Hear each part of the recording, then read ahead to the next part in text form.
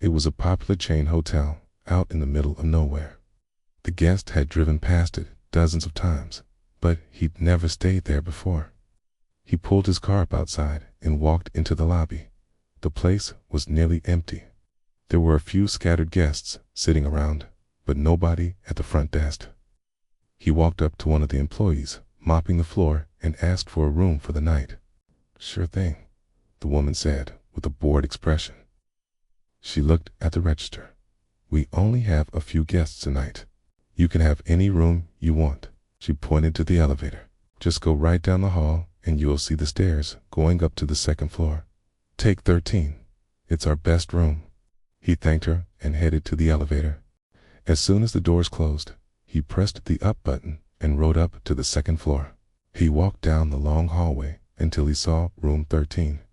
He hesitated for a moment, then knocked on the door. Moments later, the door swung open and he stepped inside. The room was spacious with a large bed, flat-screen TV, and a single window. But something was wrong. There was blood on the curtains, the carpet, and the walls. He quickly realized that it wasn't paint. It was real blood. Then he noticed the two figures in the corner.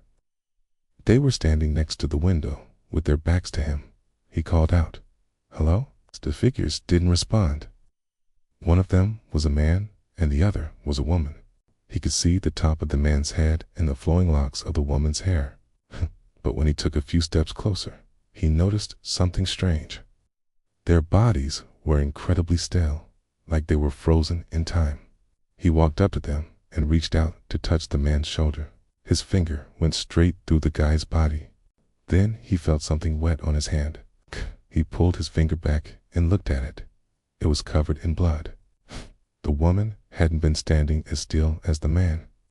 She had slowly turned to face him. Her eyes were wide, and she was breathing heavily. He stumbled back in fear, but there was nowhere to go.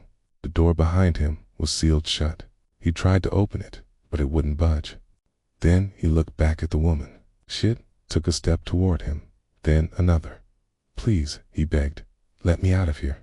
She kept coming closer and closer until he felt her hot, fetid breath on his neck.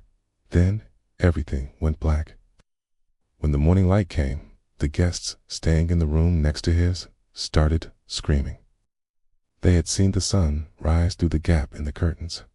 It was a small opening, just enough for a sliver of light to peek through. And in that light, they saw the figure of a man standing in the corner of the room, his back to the window, his arms outstretched. Frozen forever in time.